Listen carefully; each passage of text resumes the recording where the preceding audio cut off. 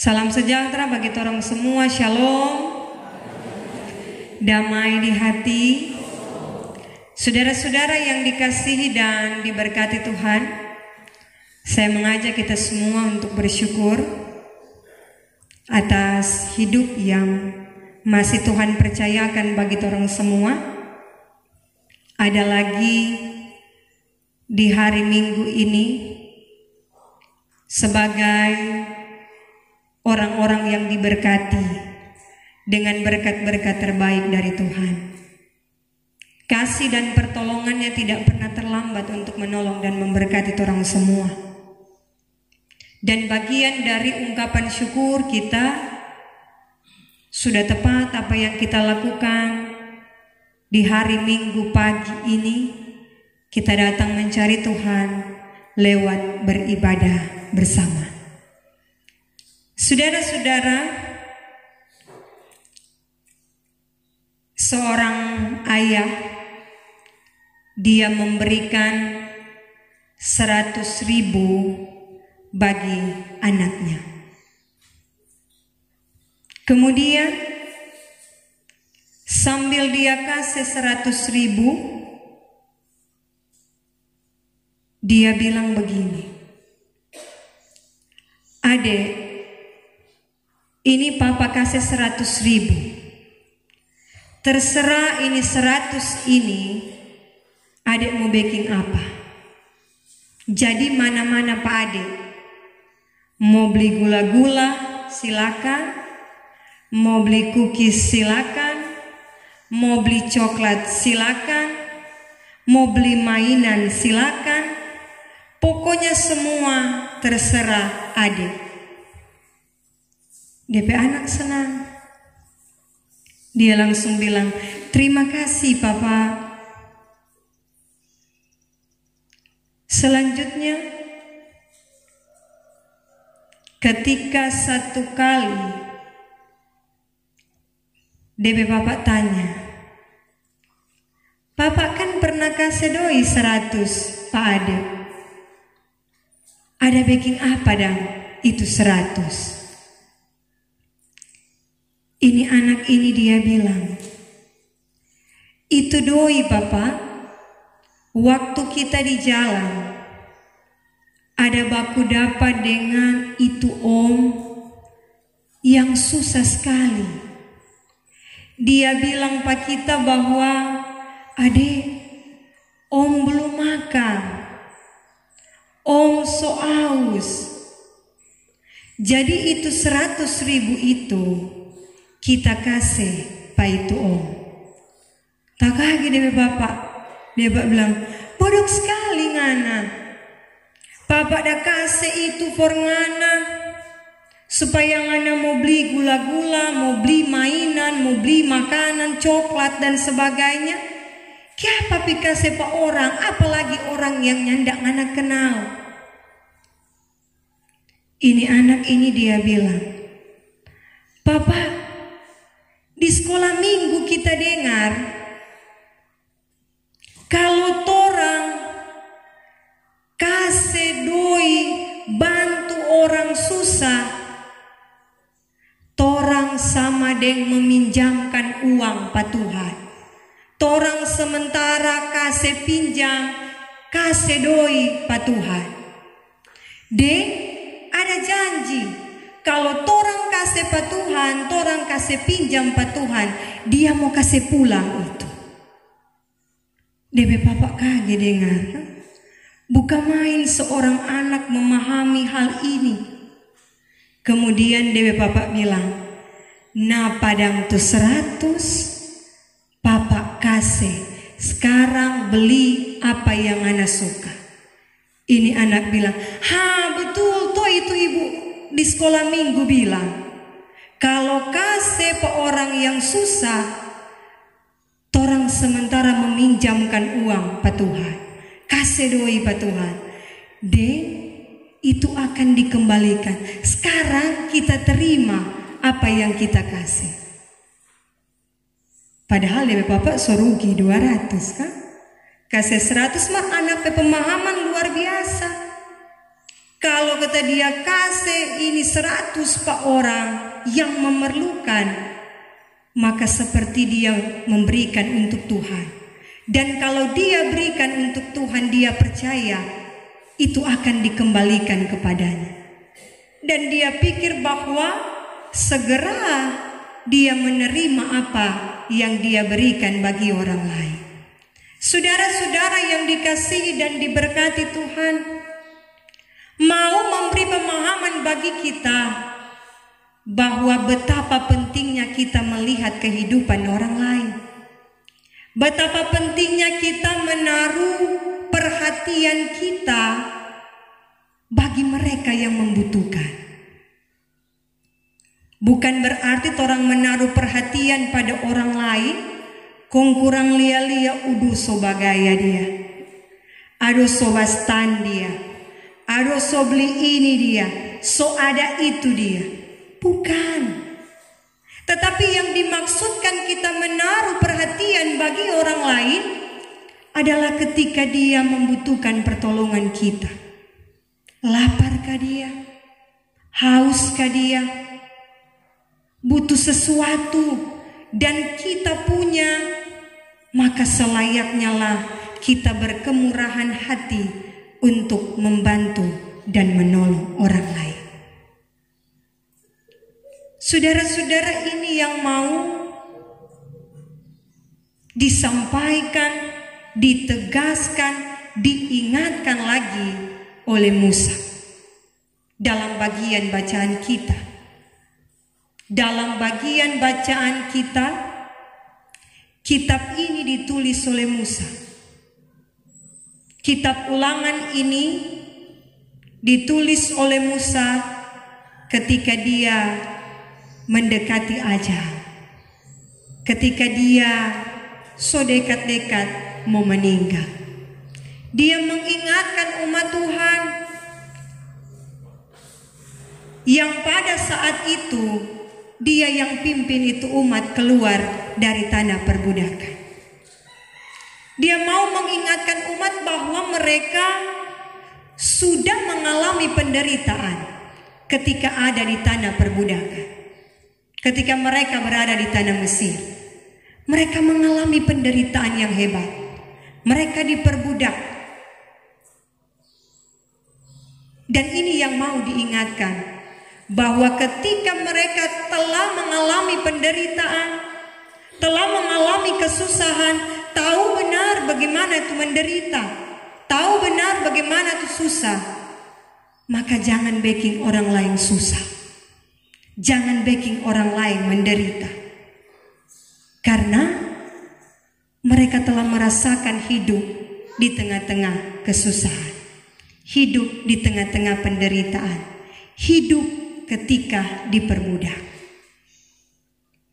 Ini yang mau disampaikan oleh Musa.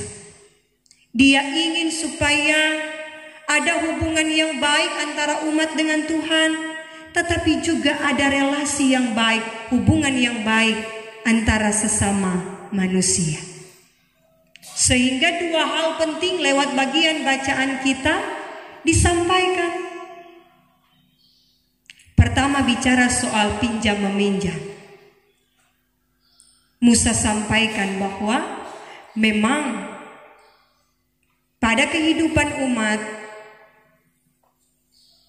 bicara pinjam meminjam ini adalah soal biasa. Karena itu dia mau tekankan bahwa bicara soal pinjam meminjam dan ada gadai atau apa tuh orang utek kan dia bilang gadai bagade apa utek kan ada barang yang sepegang pegangan ini gade toh ada barang yang orang kasih pegang menjadi jaminan ternyata kan gadai jaminan. Jadi orang kasih barang ini menjadi jaminan orang meminjam. Dan ini yang mau disampaikan oleh Musa bahwa ketika meminjamkan sesuatu kepada orang lain, dia bilang bahwa jangan masuk di dalam dorang perumah untuk mau ambil itu gadai, itu jaminan. Jangan, tunggu di muka rumah, nanti dorang yang berikan. Jangan orang yang mau bakase pinjam, kun orang masuk dalam rumah mau ambil itu jaminan. Tidak boleh. Ini menurut yang disampaikan oleh Musa. Ternyata itu ada maksudnya, supaya ketika dia meminjam sesuatu, dia tahu kalau dia ada barang yang akan dia berikan sebagai jaminan, dengan keikhlasan dia yang akan berikan, bukan karena paksaan dari yang memberi pinjaman. Ini jelas ditulis, disampaikan oleh Musa. Dan kemudian disampaikan juga jangan sampai itu jaminan itu torang pegang terus sampai matahari terbenam. Karena kote pada waktu itu umat Tuhan, apalagi orang-orang susah, dorang jaka segade itu adalah dorang pejubah. Ini dorang pejubah ini, dorang jaga pakai waktu mau tidur malam menjadi selimut. Jadi ketika dorang sogade dorang pejubah ini, kong ini bakal sepinjamannya sepulang sebelum matahari terbenam, dorang mau tidur susah, dingin sekali, mau sakit, mau ada gangguan kesehatan.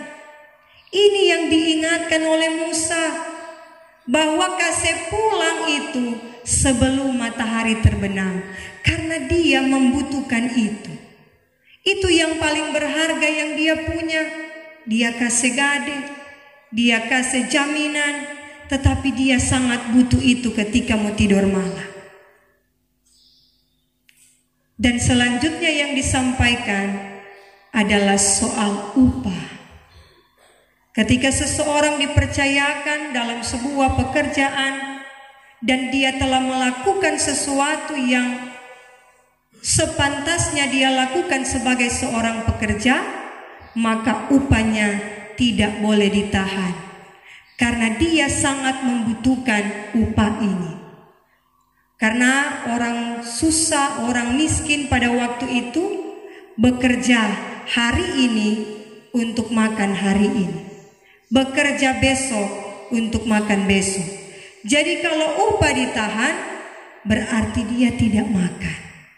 Ini yang disampaikan oleh Musa, mengingatkan umat Tuhan ketika mereka akan hidup baru sebagai orang-orang yang dimenangkan oleh Tuhan. Dan soal ini pun terjadi dalam kehidupan orang semua. Bicara pinjam meminjam ini selalu ada dalam kehidupan kita, menjadi persoalan yang sering kita hadapi dalam hidup ini. Ternyata soal meminjam tidak masalah, asalkan ada kesepakatan bersama, tetapi juga ada aturan main. Kita tidak akan membuat mereka susah ketika kita meminjamkan sesuatu, karena pada kenyataannya sekarang ini yang orang hadapi justru sebaliknya. Orang memanfaatkan sesuatu, meminjamkan orang yang susah supaya bikin dorang lebih susah, supaya bikin dorang lebih menderita. Ini yang mau diingatkan, tuluslah ketika orang memberi pertolongan. Sama Dengdung bilang, jangan kalau kasih pinjam, kong itu bunga, itu rente, so jadi baca ke leher. Karena memang so terlalu besar, so mengambil keuntungan di dalamnya. Niat untuk membantu, niat untuk menolong sudah tidak ada lagi. Tetapi justru yang dinampakkan adalah untuk kepentingan keuntungan pribadi. Ini yang tidak boleh. Ketika orang menolong, tuluslah, bantulah sesuai dengan kemampuan kita. Tetapi juga orang harus terus memperhatikan orang lain. Kedua disampaikan, jangan menahan upah. Ketika orang dipercayakan sebagai orang-orang yang bekerja, bekerjalah dengan giat. Kalau orang bekerja dengan giat, kalau orang bekerja dengan baik, orang bekerja dengan tekun, maka orang akan selalu menikmati hasil dari pekerjaan kita. Ketika pun orang dipercayakan menjadi tuan atas pekerjaan dan ada orang lain yang kita pekerjakan, maka orang harus ingat mereka membutuhkan upah. Jangan tahan. Ketika ada perjanjian, lakukan sesuai dengan apa yang dijanjikan. Lakukan sesuai dengan apa yang disepakati. Sehingga tidak ada kesusahan, tidak ada penderitaan, tetapi yang diterima adalah berkat. Karena disampaikan bahwa orang-orang yang meminjamkan sesuatu dengan ketulusan ada berkat yang disiapkan. Dan orang-orang yang tidak menahan upah orang lain, mereka yang telah bekerja dengan tekun, bekerja dengan giat, upah mereka tidak ditahan, maka Tuhan menyiapkan berkat juga dalam kehidupan. Ketika mereka ada dalam kesenangan, tidak ada dalam kesusahan, mereka tidak akan berdoa kepada Tuhan, siapa yang menahan upah mereka. Saudara-saudara, kita bicara soal jangan menahan upah, karena pada tanggal 1 Mei yang lalu, orang semua merayakan, memperingati Hari Buruh Internasional.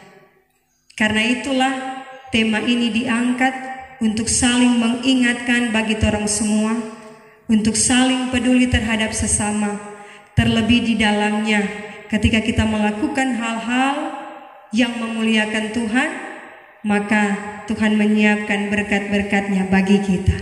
Kalau selalu orang bicara berkat dalam hidup, orang perkatakan berkat, maka berkat yang akan orang terima dalam perjalanan kehidupan ini. Selamat hari Minggu, Tuhan memberkati orang semua di sepanjang hidup yang dijalani. Amin.